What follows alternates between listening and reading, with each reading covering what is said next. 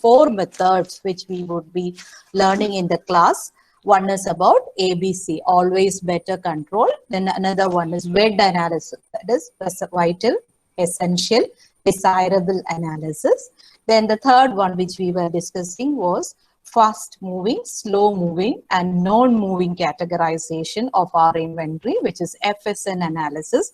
And the last one, which we said was just in time, an inventory system where the raw materials or the units for production are not stored in advance. They are just brought when it is needed for the production process, which saves a lot of carrying cost and the maybe the holding cost, managing cost as well as. So these were the four methods which we learned when we were looking at the analysis of inventory.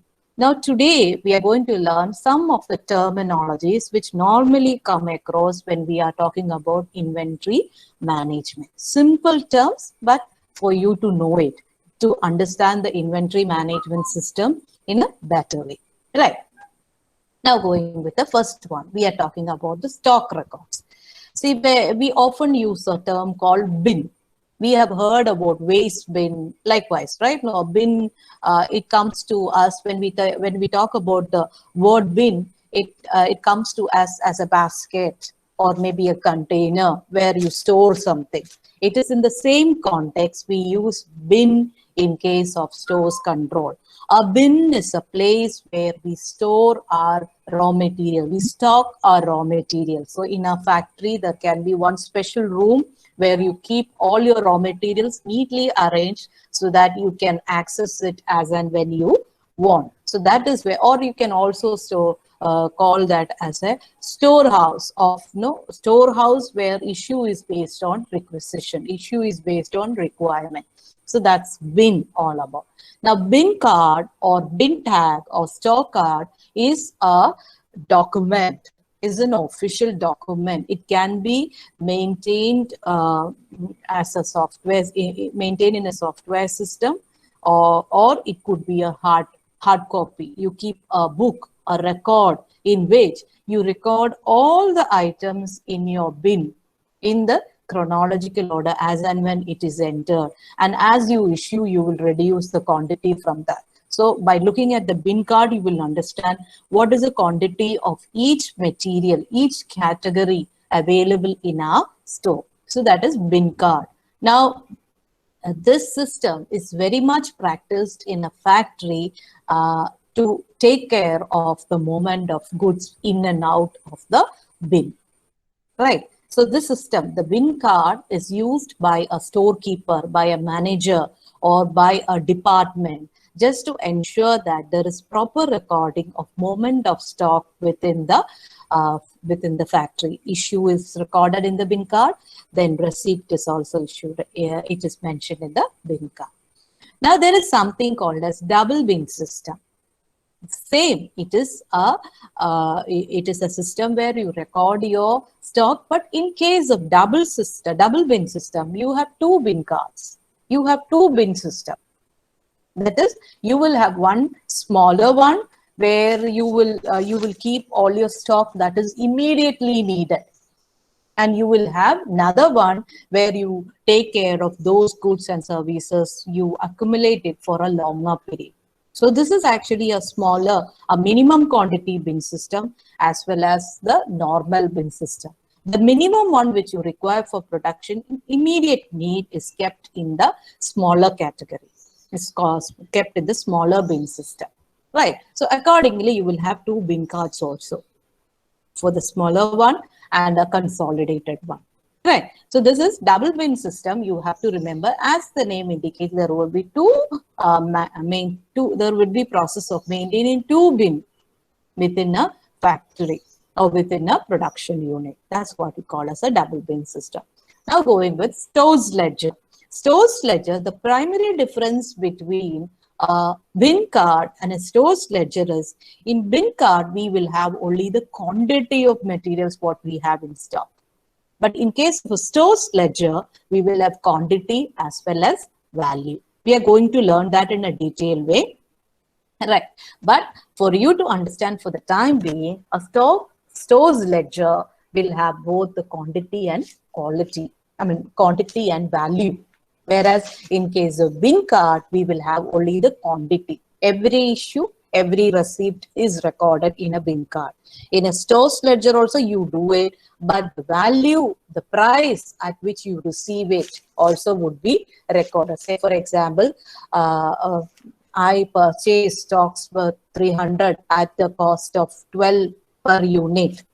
It is recorded like that, 300 at the cost of 12, at the rate of 12, right? So the value also automatically come into your record. That's all about a stores ledger. I hope you understand it. Now, moving forward, we are talking about the inventory system. There are n number of inventory system practiced across the globe. But in class, we will discuss the most popular 3 types of inventory system, right? And the first one is periodic inventory system. Periodic inventory system, as the name indicates, after a certain period, you go with inventory evaluation or stock taking. So, for example, in our college library, we do with periodic inventory system. At the end, during March, we go with the final inventory. At that time, all of you will be asked to return the books, whatever you are asked to return it to the library, and then they will go with the stock taking. Maybe they are just looking at what are the new purchases to be made in the coming academic year. For that, they go with that at the end of the academic year, not the accounting year. Since it is an institution, it would be end of the academic year. Likewise, when you go for inventory verification after a consecutive period, suppose some organization may go for it after one operating cycle. After each operating cycle, they might go with inventory verifications. So that's what we call as a periodic inventory system being evaluated at periodic intervals. That period can be a quarter, that can be annual, or that can be after every operating cycle. So that's periodic inventory system. Then perpetual inventory system, it's an ongoing process, but still every receipt or every issue, that's the occasion generally you look for inventory verification. When you have a fresh issue to your stock, when you have a fresh purchase for your stock, all these will be evaluated as and when you receive. Every time you receive an inventory, every time when you make an issue, your stock taking is done. That's perpetual inventory system, never ending. It's not ending, right? Now, continuous stock taking is, you don't have a definite period. Every now and then when you feel that, yes, I have to go with a stock taking, I can do that. This is generally done when you have a computer maintained system, software maintained system. Manually, if you're trying to do this is pretty difficult for every organization. So when you go doing with the continuous stock taking, it's possible when everything is entered through a system. If you have an inventory management software in your organization, every minute you can check it. Whenever you have a stock taking, whenever you want to have a stock taking, you can do it. So that's continuous stock taking. You don't have a time, you don't have a specific action that is required. Every now, see, for big organization, if you observe, you can see that the product managers, the service managers, they would be having a software installed in the mobile. Every now and then they would be scrolling down. They would be checking what's the sales position, what's the stock inventory position, what's the request to be placed immediately. For these types of tasks, they would be continuously looking at the inventory. So because for them, maybe at times, even though you know that the sales is going to happen at the moment like this, predictability may depend on many external factors that are happening around the globe. Maybe in India, the condition is different when they compare with Australia. So likewise, a continuous stock taking would be done by them through software-based system. That's what we call as a continuous, as the name indicates, as and when they want. There is no particular time or any other action required in case of continuous stock taking. So these are the 3 types of inventory system which we would be discussing in class. One is periodic. So there is a period, a regular period after which stock taking would be taken. perpetual inventory system, generally they go with every receipt and every issue, they will go with a stock taking. And continuous stock taking is something which is not limited by any end factor. It can happen at any time as you want, right? Now, the next thing which we would be discussing in our today's classes about material loss. See, as the word says, loss is something which will which will take away a portion of profit from the business, whatever be the reason. If you have a loss of your stock, that is going to eat your profit, maybe little or maybe huge, depending upon the amount of loss you are having.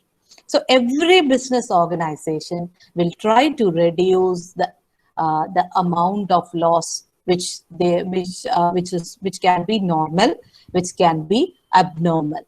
Okay, so that is why we try to learn now what are the different terminologies that can come under the term material loss. The first and foremost term is normal loss. Normal loss is a category which is pretty difficult for a business to control. Say, for example, when we are talking about a paint industry, they have a lot of chemicals or they have a lot of chemical materials that are used for production of paint. So there is a general process, general scenario of, say, evaporation of these chemicals as you open the bottle. It's very natural. How much ever you try to control, that will happen to some extent. So what they do, they will actually estimate what is the normal loss to that particular thing. Every time if I open a bottle of 100 liters, maybe I will have a loss of maybe 10 liters. So I anticipate that to be my normal loss out of my practice. Anything above that 10 liters will be called as my abnormal loss. Say, imagine an employee forgot to keep the cap closed. It's kept open. So maybe by the time when the person comes and checks it tomorrow, after one day, the whole thing might have been evaporated. So that is not a normal thing. That is an abnormal thing which has happened because of the careless handling of the employees. So these things can be avoided. So every business will record its material loss into two categories, the normal one and the abnormal one. The normal one, of course, you will try your level best to control it, to make maximum use of it. Say, for example, the chemicals. As far as you open it, you use it for your business. So maybe that 10% can be brought down to 8% or 7% because immediately you are using it for your business process. You are not keeping it open for a long time, right? So in order to bring down your normal loss also. And abnormal loss is something which is happening because of careless handling or maybe an accident, all these things. So every business will take precautionary measures to avoid such losses that is happening to your organization. That is going to have an impact, a negative impact on the profit volume of your business, right? Now the next thing is which normal loss is unavoidable, but every manage it in the best possible way. And abnormal loss are those categories which could be avoided through careful planning and careful management. Then the next one is wastage. Wastage is, see, when I'm trying to, you might have seen when you go to this timber furniture manufacturing factories and all, there would be some wastage that will happen automatically. See, when I'm trying to build a door from a wooden log, automatically when I'm designing it, there is some loss that is happening to the wooden log. Some pieces would be eliminated, would be cut, and it would be separated from your main piece just to bring the design you want. So this is something that is happening as part of your process, but actually that is a wastage. You cannot use it for any other purpose. Might be you can use it for your cooking purpose, as for burning it, and maybe as for your household use, if possible. They are doing it. They are selling those pieces to the household units for using these wooden small pieces for the for the cooking and other purpose. They are doing it. But that is actually a wastage to that industry. And if that wastage is having a possibility to gain little value, that we will bring under the category of scrap. Right, the one which I said in smaller pieces, if it could be sold to the household for meeting the burning requirement, it could be used as a resource for them, for their cooking purpose and all. In that case, that will carry some value which is called as scrap. Right. If it does not carry any value, if that is a wastage, a total wastage for them. See, dyeing industry and all, they use it once, then they will have to actually flush away that water. The dye, they mix the dye in a bucket of water, or maybe in a container of water. They use it for dyeing their clothes, and then they will have to throw it off.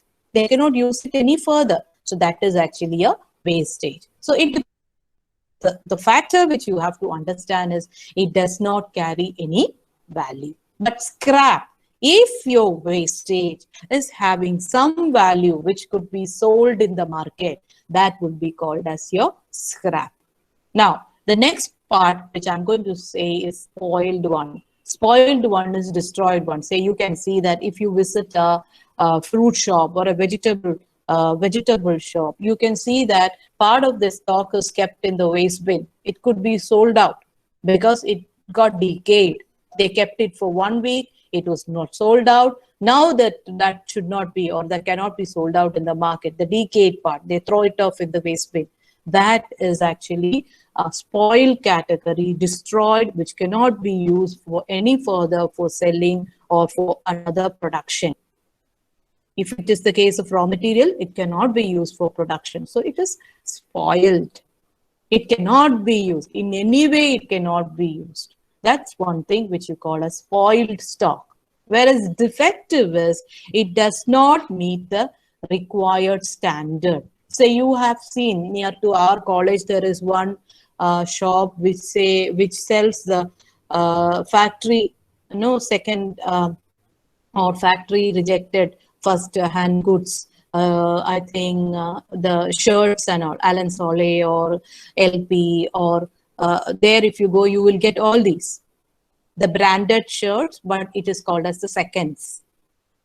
Right, seconds, which is kept at a reduced price. So you can go, it's not actually used one.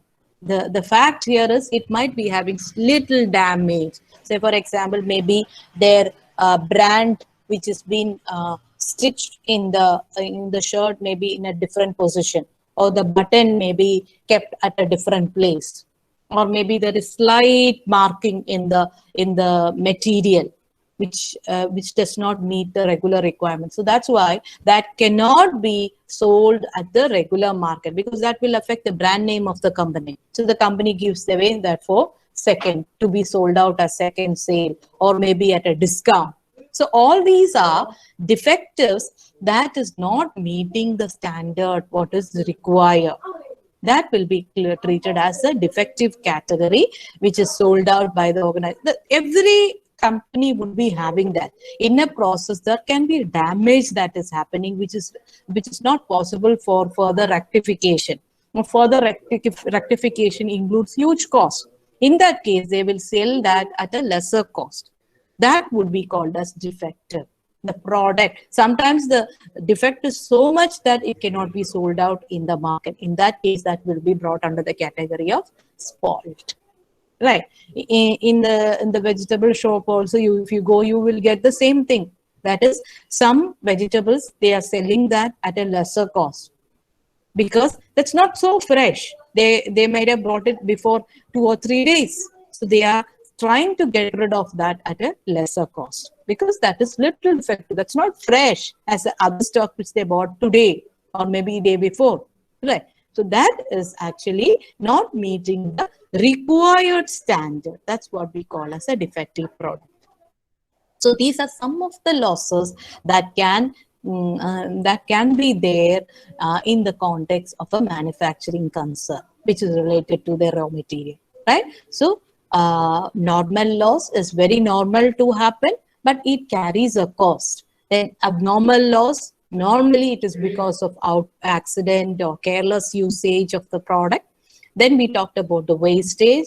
Wastage is, in normal case, it is actually end result of a production process. There can be some wastage, which is very normal. But if it is beyond the expected level, then there should be some control which should be brought about by this business organization. Now we are talking about the scrap. Scrap is that wastage which carries some value. See, the timber industry, if I say another example is dust. The dust that is created out of the manufacturing process that carries some amount of or some value. So that will be brought under the category of scrap. Then we are talking about the spoiled one. It's destroyed. It cannot be used for further production. So you're dumping it off. So that will affect the profitability. And then defective is not meeting the required standard. So you are selling, you may sell that at a reduced price, or you may try to rectify. Some defects can be rectified by careful analysis. Some may not be able to rectify. So defective is what you have to think is it is not meeting the required standard. Right. Now, the next most important thing in this module, the last part of this module, is material pricing. See, in a store, in the general scenario, we can see that material being purchased at different situations. Maybe today, so you can look from your home itself. 1 month before, you might have purchased onions for a kg, per kg 40 rupees. Now, after 2 weeks, you might have purchased the same thing at maybe 38 rupees. Now you can purchase the same thing at 30 rupees. So when I'm using that in the context of a hotel industry, maybe a restaurant, what I have to understand is, yes, the cost of onion is contributing to the cost, to the price at which I'm selling my different menu, maybe my recipe. So I have to inculcate, or I have to consider the price of onions when I'm pricing my final output, maybe a particular menu where I'm using onions, right?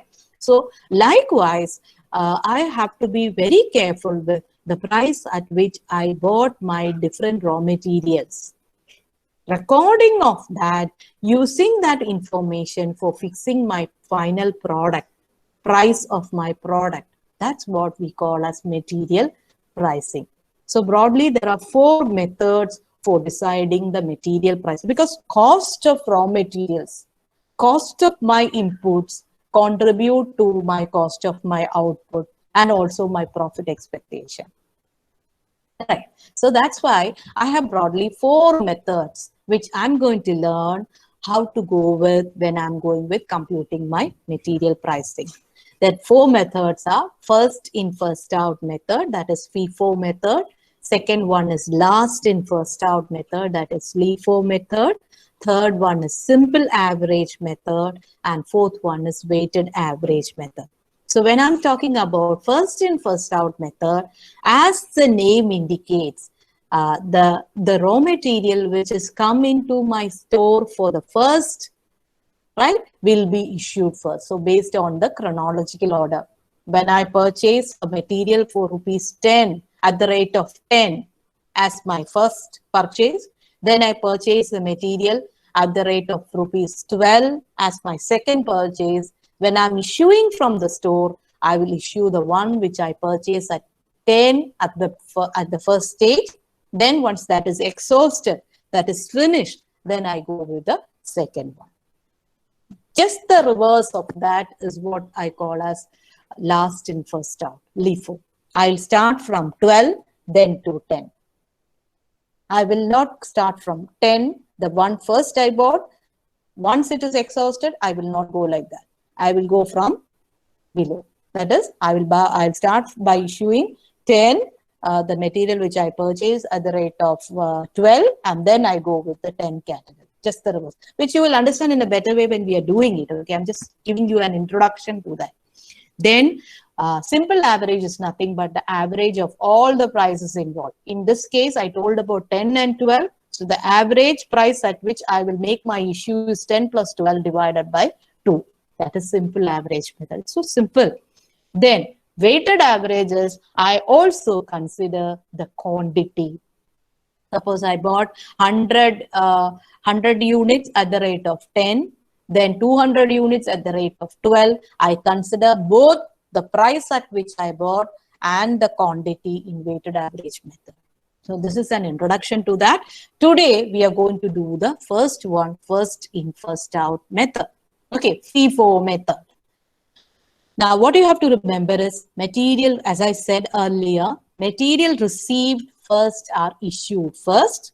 Okay, material received first are issued first, and more suitable when the prices show a falling trend.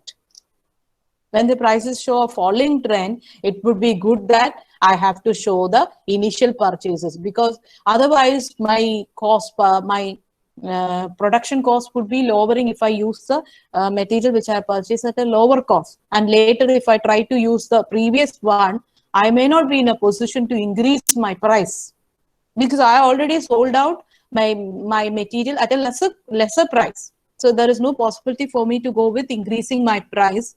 So when the prices are falling, first in, first out method is considered to be good when the material prices are showing a falling trend. Okay, so you are going to write in your notebook, first in, first out method, and please take down this question. First, I'll just explain, okay? And then you can take down this question. This is the question which we are going to do. I've shown here an example where this is actually the format of stores ledger. I said, no, ledger account we are going to prepare. It contains the quantity and rate. Bin card will contain only the quantity, but stores ledger will have both quantity and rate. Okay, so in the stores ledger, you have two sides, primarily two sides. One is receipt side, another one is issue side. And of course, the balance column. This is how it will look at.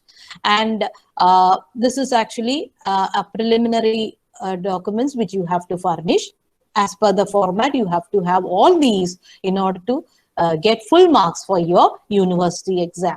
Right? You're talking about what is this material, a small description. Then you can also give the bin number, where this is kept in the bin. That is what bin number is all about. You can also revise it as and when, what is the maximum level, what is the minimum level, what is the reorder level, for us to consider it here. Right? That's why we give all these information here. Then in the date column, you will record the date as and when you get the material, or as and when you issue the material. Then GRN number is nothing but goods receipt note number as you get it. Right? As you get it, you will have a number which is noted in your form, in your bill. Right? Then the quantity in units, rate, and the amount. Rate and amount is when quantity multiplied with rate, you will get the amount. Then MRN number is when you get a requisition from maybe one department. We want this much quantity of this particular material to be issued. So that is what you call as material requisition number, which you mentioned here. Then in the issue part also, you have quantity, rate, and amount. The difference between the existing stock and the issue is what you record as balance. Say, for example, the first transaction which you can see here is purchase 300 units at ₹10 on July 1st. Now, how do I do this? I do it like this. I put the date as July 1st. In my receipt column, I'll put 300 units I received, right? And what was the rate which I said here? It was 10. So, at 10 rupees. So, my amount would be 3,000. 300 into 10. Now, in my balance column, as on date, since I did not have any opening balance, if I had an opening balance, I would have mentioned that. In this question, there is no opening balance. So, immediately in my balance, I record it as what I am having as on July 1st. End of the day is 300 units, which carries 10 rupee per unit. Amount is 3,000. Right. So that's the end of my first transaction. Then in my question on July 4th, it is given issued 120 units to production. So there is a requisition, material requisition, where I issued 120 units to the production. So definitely that's an item that has to come in my issue part. So I'll record the date July 4th. Now what do? I record it here in the issue column. Since in the question there is no MRN number given, I will not have a number to fill here. If it is given, I have to fill it, right? So what I do, I will record the quantity I have to issue is 120, right? Then I will write rate of that is 10 because it's already known. I only have the rate that is applicable in this case is 10. I only have this in my stock. So what I will do, I'll put the rate as 10. And so the total amount which I've issued is 120 into 10, that is 1200. Now what I have to remember is from 300, I've already issued 120 to the production department. Now what is the stock which is available with me? It would be available stock that was 300 minus my stock issue, that is 180. I repeat, I had 300 with me. From that, I issued 120. So the remaining what I will have is 180. Now I know the rate. The rate is already there. The rate is.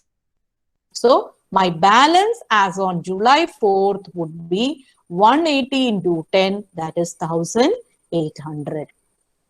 I hope you are able to follow me, right? I'll come back to you later once I finish the whole thing. Then on July 7th, when I look the next transaction, see here, third transaction for me was on July 7th. I had a purchase of 220 units at the rate of 11. Yes, the rate changed. I purchased on July 7th. So I understand that I have to put this in the receipt column. I have to record this on July 7th on the receipt column. So let's see how do we do it. See, look here. On July 7th, what I do, I received 220 units. Now I know at what rate I received. I received that at 11. So the total amount would be 220 into 11, which will give me 2420. Now for me, I have to record my balance as on July 7th. Now, as I understand, from the previous balance, I have 180 because I did not go with any issue after that. Right. So I have a balance of 180 at 10 rupee, which is 1800. Plus, this needs to be shown separately. Remember, this needs to be shown separately because the rates are different. So I have to show it separately if I have to decide which one to issue first. Right. So now on that particular day, I had a purchase. So I record 220 at the rate of 11. 2420. So now I have two category of stocks at two different levels. I hope you understand it. Two category of. From here, the principle of FIFA comes when we are going with further issue. Right. Now, as per FIFA method, first we have to go with 180 at the rate of 10 because that's what we got first. That's what we got as our first issue, first receipt. So in further issues, we have to take this 180 first. And once that is finished, then only we can go with this T220 when we are making fresh issue. Now let's see the next transactions. The next transaction on July 18th is issued 200 units to production. Okay, July 18th, it is issued 200 units to production. Now, I know that this is a transaction that is to be entered in the issued column. I have to show this in the issued column. Now, I'm just checking it. I will look at what is the position. So, I can understand that I do not have 200 units in the first lot. That is 180 at 10. Under FIFO method, I can only go with this first. So what I do, I will issue first 180 at the rate of 10, that is 1800. Then I know that the production department had asked for 200 units. So what I will do, I will take the next 20 from here. I'll take the next 20 from here. So what I'll do, I'll put 20. Now what is the rate applicable for that? The rate applicable is 11. 20 at the rate of 11, which gives me 220. Right? So initially I gave this, then I'm giving this. This is actually what we call as FIFO method. Once we learn this fully, we'll go with LIFO. If it is LIFO, what we will do is we will only take from here. We will not consider this first. Now, since this method is first in, first out, what we will do, for the stock which has come to us first will be considered first for issuing. That's the crux in that. All of you listen to me very carefully. That's a crux which you have to understand in FIFO method. I go with issuing this 180 at the rate of 10. So I have a stock of 1,800. Now I know that the requisition was not for 180, it was for 200. So I have to take little from the next level. So I took 20 to make it 200 at the rate of 11, carrying 220. So now what is my balance? I went with this stock completely exhausted. It finished. It got finished. Right. Now the next, from the next one, I already issued 20. So what is remaining for me? I have only 200 at the rate, because 10 is not there. 10 is already gone. We have issued to the production department. Now 200 at the rate of 11, which gives me 2,200. So as on July 18, after the issue, my balance became 200 at the rate of 11, which is 2,200. Now let me check the next transaction. The next transaction is July 29th. I purchased 100 units at the rate of 12. Now I know that this is a transaction which I have to record in my receipt column. So what I do, I take my receipt column. I record the date on July 29th, and then what I do, I included the quantity as 100. I included the rate as 12, and the amount will become 1,200. How did I get it? 100 into 12, 1,200. Now I know that I have to record the balance also on July 29th. When I check the balance, I understand that there is a stock category which is coming from the previous balance. That was 200 at the rate of 11, which gives me 2,200. Right? That was my previous balance. Plus, I have to add the current balance, which I purchase now. That is 100 at the rate of 12,200. That's it. That's it for this problem. Now I will have to take it out, write it as closing stock as on 29th July as per this problem is 200 at the rate of 11, which is 2,200. 100 at the rate of 12, that is 1,200. The total of that is 3,400, which I will write as a note here below my exercise, below my working. But what you have to remember is my format should be complete, my draft should be complete, and my statement should be complete in every sense. Then if I do this, I'll get the full marks for this exercise, which generally comes as the 4 weightage, the essay question, right? So is it simple? It is, when you really understand, it is very simple to go with it.